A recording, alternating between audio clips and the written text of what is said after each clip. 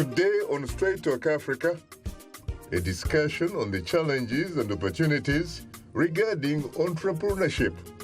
Young dynamic Africans are innovating, starting businesses, bringing social and economic change to their communities and the world at large. That's coming up next right here on Straight Talk Africa. Hello, welcome to Straight Talk Africa, live from the Voice of America studios here in Washington. It's Wednesday, June 22nd. I am Shaka Sali. Well, hello to you, Shaka, and hello to all our viewers and listeners on the continent and elsewhere. I'm Mariama Diallo, your social media reporter. Today, we'll talk about the challenges and opportunities of African entrepreneurship. And coming up later in our STA inbox, we'll share your thoughts on the topic. That's through your emails, tweets, and Facebook comments.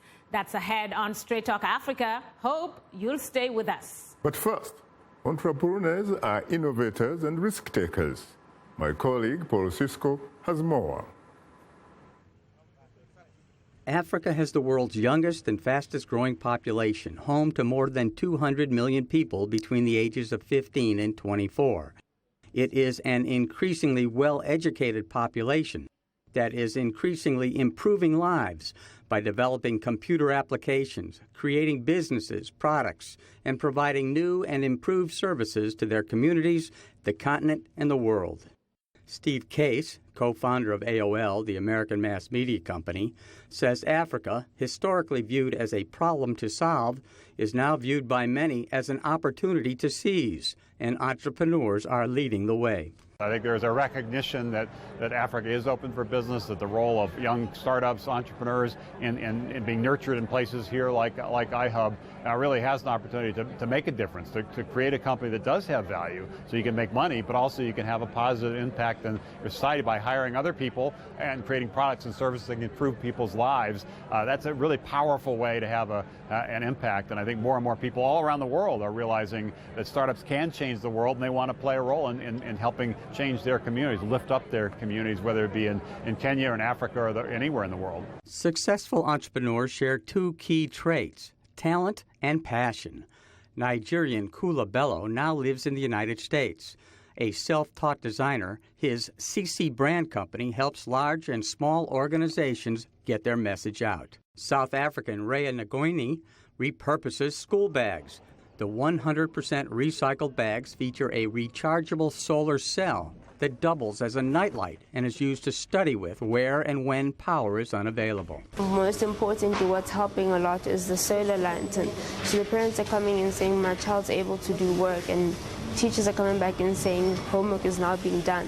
So I think we're affecting all spheres of a child's life. Afong Williams started her business, Real Fruit, with loans from family and friends. She now employs 17 people who process and sell Nigerians' healthy dried fruit snacks. I was actually attracted to this sector for a number of reasons. Firstly, I believe there's untapped opportunity in processing and value addition of raw materials.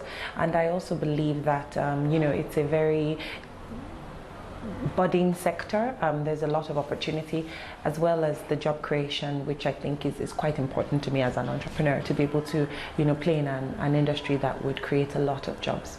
Williams hopes to become a world-class exporter of her Real Fruit products. U.S. President Barack Obama addressed African entrepreneurs at last year's Global Entrepreneurship Summit in Nairobi, Kenya. In order to create successful entrepreneurs, the government also has a role in creating the transparency and the rule of law and the ease of doing business and the anti-corruption agenda that creates a platform for people to succeed. President Barack Obama is set to address this year's Global Entrepreneurship Summit at Stanford University in California Friday.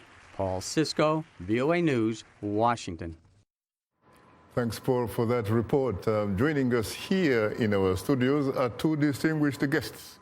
Kunle Bello, an African entrepreneur based here in the greater Washington, D.C. area, and Paul Ndiho, who has interviewed and interacted with many young and upcoming innovators on the continent.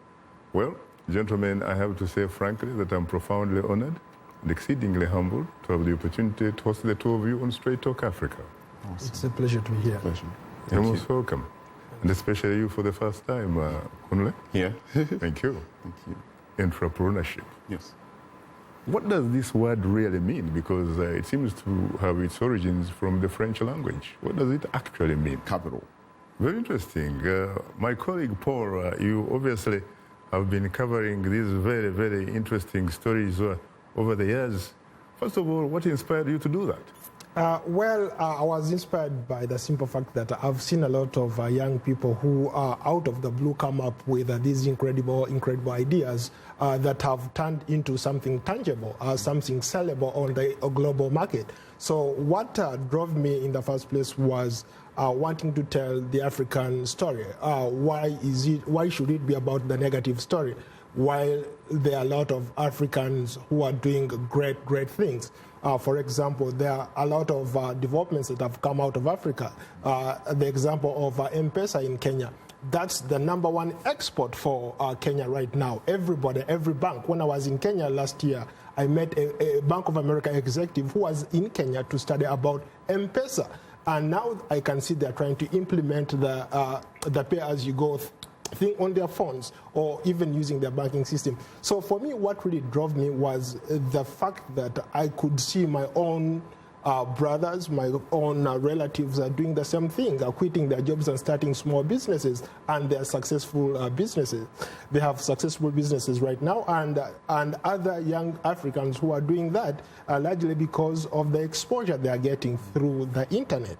I think the internet has played a big role in as far as Africa is concerned, in a sense that you have a lot of people who see ideas. Let's say somebody in Nigeria is doing something and they want that same idea to work in their own country. So they look at the idea and repurpose it for their own village. So that's really what's happening on the continent. Young people taking charge. Young people saying that, we can no longer afford to sit back and watch. Because our governments can't employ us, what are we going to do? We have to come up with our own ideas, and that's why I'm doing what I do. In fact, I was going to ask you next, from what you have seen, from what you have learned, I know that you have been to the western part of the continent, you've been to Central Africa, you've been to East Africa, and some parts of Southern Africa. What seems to be the key motivating factors here? What is really the common denominator? The common denominator is the simple fact that a lot of young people are unemployed. They are looking for alternatives. They are looking for ways to contribute to society. They are coming up with solutions to solve their own problems. So, and the other thing is that they want to make some money. At the same time, be good community, play a big role in the community. So most of these people who are coming up with these great ideas, it's largely because they are trying to solve a problem. And if you look here, even people who have been very, very successful here are people who try to solve problems. The people who come in for purposely to make money, they end up running out of the business because eventually it doesn't work out. But if you go in with a mission of solving a problem, chances are that you're going to succeed. And most of the innovations that are coming out of Africa, most of the entrepreneurs that I've seen on the continent, they're trying to solve something. There has always been a lack of jobs, in fact, in society or in countries and stuff like that. Why is it that, at least this time around, frankly, young people seem to be reacting differently? Is it perhaps because of the proliferation of social media? Is it because of fiber optics, satellite, and what have you? Because most of my generation, we are basically beneficiaries of what would be called the Gutenberg factor, the printing press. You have to have the skills of reading and writing, but now kids can actually just interact with whatever is happening around the globe. Most of the above, what you say is partly leading to that creativeness, largely because you have people of your generation, obviously, are not risk takers. Young people today, what do you mean? We are not risk takers. How did I come to America? Maybe at the time you did, but most people are not risk takers. But when you look at the kinds of risks that I'm talking about, is somebody starting something before you inherited a business. But now people are saying, you know what, I don't want to inherit a business. I want to create my own business. And that's what's driving these people. You also have governments that have built an enabling system to help these young people who have ideas come to the forefront and sell their ideas. And that's also helping the young generation. Obviously, we cannot underestimate the role played by the social media or the internet. I think that's the biggest contribution that has happened to Africa. Whoever came up with internet or the social media, I think they could not have done a better job. When it comes to that, that's the one thing that has really ushered in it has opened up Africa. It has lightened Africa to an extent that people interact. They see a story in Nigeria, they want to replicate it in Ghana, they want to replicate it in Uganda, and that's what's driving these young people. Paul, earlier you said that there are countries on the continent where governments have provided an enabling environment. Which are some of those countries? You can talk about, there is a concerted effort by the African Union to have all African countries have something to do with ICT, because that's the thing that is happening on the continent. But there are some countries that have done remarkably well, especially Kenya, South Africa, in most cases Uganda, Rwanda. I've heard about Rwanda Senegal. being perhaps Africa, Singapore. Yes, Ghana, really Nigeria. Absolutely. I mean, politics aside, I think they are doing very, very well in terms of ICT, in terms of technology. As of recent, actually, they were the first country to test drones to fly drugs, to different rural areas. Now they're even thinking about maybe using the same drones to deliver small packages to different rural areas. So when it comes to the ICT sector, I think they are leading. Of course, Kenya, when it comes to innovation, Kenya has done phenomenally well. Someone might ask about Rwanda and especially the Great Lakes region. Any plans, for example, about a drone that could distribute peace in that region? Well, I think that question is above my pay grade, but what I can say is that with these young people taking up initiatives, anything is possible. I can see, for example, I'll give you an example of two Rwandans that I've met in the last year, who are actually, by the way, pitching the ideas this week at the San Francisco, the Global Economic Summit. Silicon Valley. Yes, in Silicon Valley. One of them is called Jean Bosco Nzeyimana. This is a guy, he's now 23 years old. He came up with an idea. You know, they're saying that one man's trash is another man's gold. So he basically turned trash, household trash, into gold for himself. What he's doing is he's making briquettes, which people use for firewood. So basically, he has transformed his entire family. He comes from a very, very poor background. He has transformed his village. And now he's on a global stage. He's competing with other people from all over the world who are doing similar things but using different technologies. Then there's also another guy called Henry Nyakirund, also from Rwanda. He came up with a solar kiosk. This is, the way it works is he charges cell phones for people, but he has taken the business, he has scaled up the business to another level to use the same solar kiosk to sell airtime. If people want to make phone calls, if you don't have a phone call, you can approach one of his agents and you make a phone call. But so that's the kind of technology that we are talking about. And some of these guys, there are so many other innovations that are coming out of Rwanda. So going back to your earlier statement, I think it's possible that one of these days somebody might create a drone that will deliver peace. Did those two gentlemen tell you what inspired them in particular? They are all driven by this issue of unemployment or wanting to change their circumstances. For example, Jean Bosco told me that what drove him, his house was right next to a trash place, a trash field where everybody would dump trash. So every day he would wake up, he would look at that trash. He said, what can I do with this trash? So he decided to start up this business where he compacts trash and ferments it and turns it into briquettes, which are used as firewood.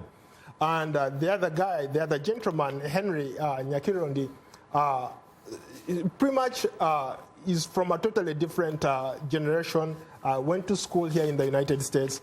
But while he was here, he figured out that, you know what, nearly every African now has a phone. In Rwanda, people have phones, but they don't have a way of charging those phones. So he came up with a great idea of charging phones. You don't have to own a charger. You don't have to own a house that has electricity, but you can walk to a nearby kiosk and charge. I see. Mariama, do you have more reaction from the audience, please? Yes, we'll go to a Facebook comment from Yahya Ahmed Gumel from Nigeria, who writes that the contribution of African entrepreneurs in the area of job creation and economic growth are enormous, absolutely echoing what Kunle just said. But however, he continues, he says that a lack of sufficient government intervention and support is becoming a major stumbling block undermining African entrepreneurship. It is imperative that African governments prioritize and inject huge amounts of capital into entrepreneurship because it's vital to economic growth and development. Great points made by Yahya, Guest, and Shaka. Again, your take. Paul, your reaction? I could not agree with Yahya more because I think the governments have the moral responsibility really to build an enabling environment for entrepreneurship to thrive, for these young innovators to put out ideas that are going to be sold on the global market. What's happening is that, of course, governments are also trying to be wary of what the social media or what the internet can do. In some cases, governments are highly restrictive when it comes to how people use the social media. And I think, personally, I think that's going to impede the development of entrepreneurship on the continent. I think this is a platform that allows people really to express themselves.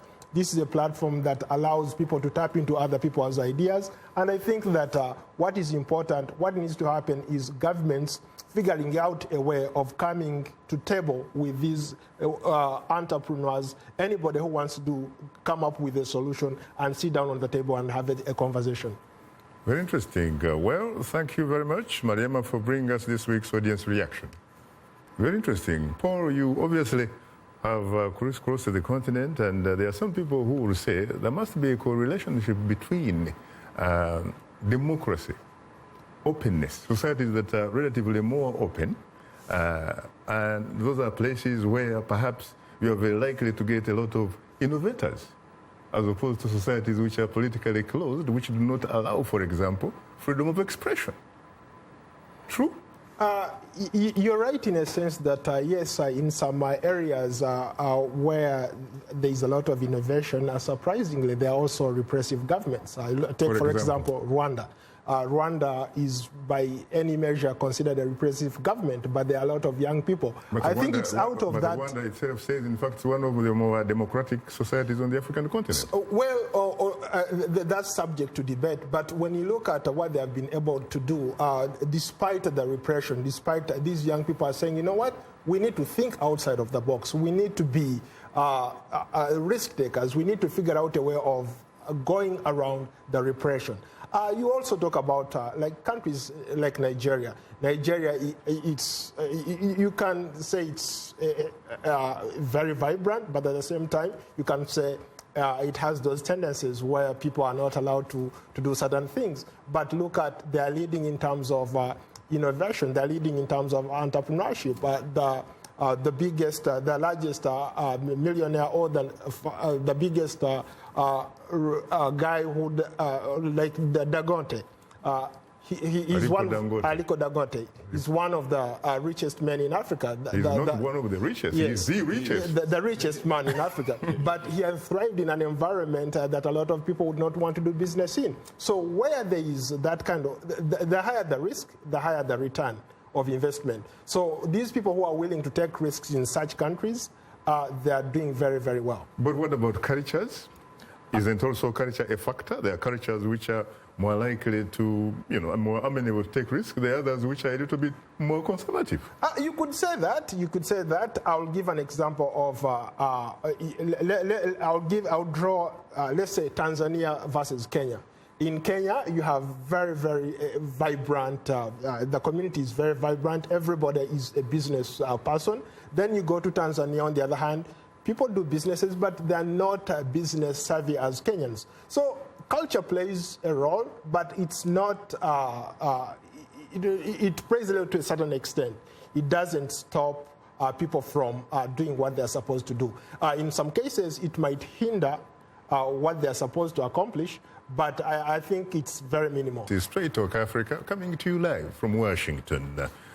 Paul, you told me that there is another Ndugu that you once met in the Republic of Ghana, who is currently also attending this prestigious, conference in the Silicon Valley, in California. Yeah, this is another remarkable young man that I met last year in Kumasi, Ghana. His story is very, very interesting.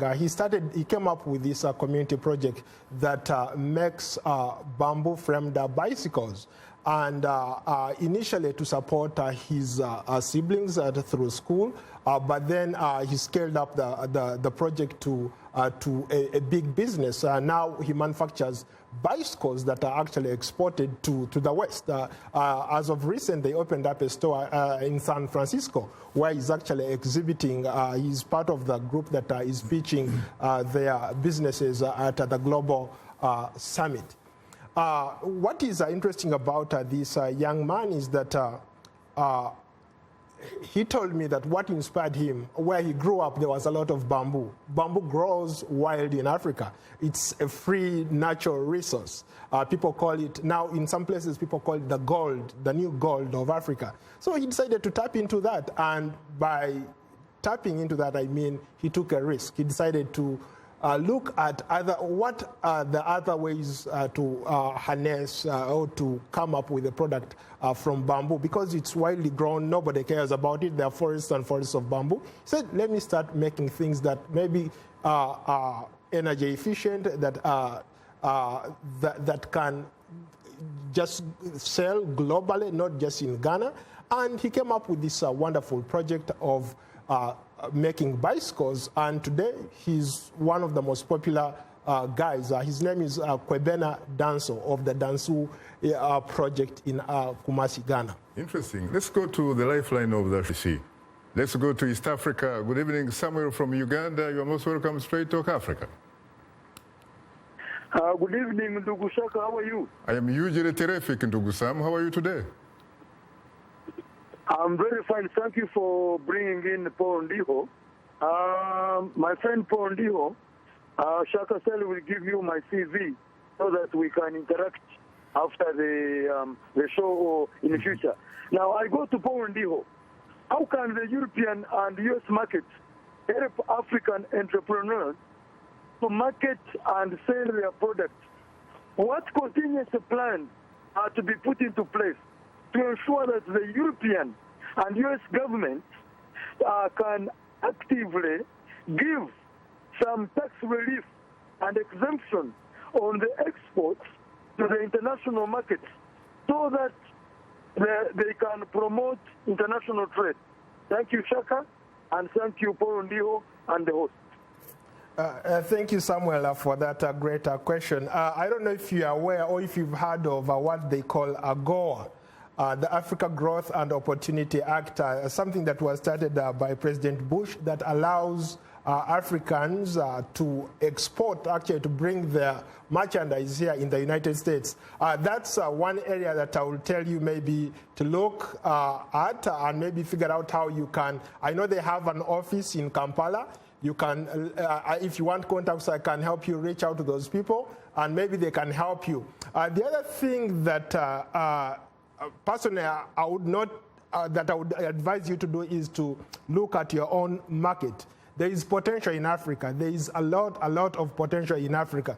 Instead of looking at the European or the American market, I think if you started just by tapping into the market around you, I think you'd do a much better job than trying to tap in. For you too. Very interesting. Very interesting. Now, Paul, I would like to ask you a $1 billion question.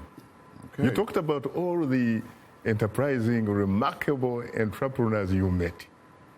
As a kid who was a minority in my family, majority of them being girls, I have not heard you mention a single woman. Didn't you meet any young ladies doing the same thing? Actually, contrary to what you're saying, there are a lot of young women who are doing very, very innovative things on the continent.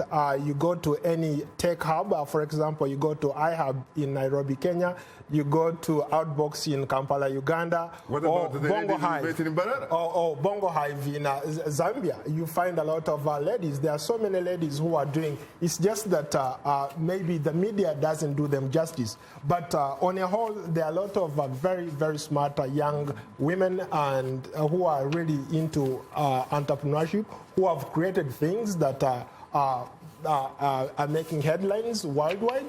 And so I think, in fairness to them, I think they are on the rise. Thank you very much. Well, on that note, thanks to our distinguished guests, Kunle Bero, an African entrepreneur based here in the greater Washington, D.C. area, and Paul Ndiho, VOA multimedia reporter who has interviewed and interacted with many young and upcoming innovators on the continent. Thanks to our affiliate stations, along with our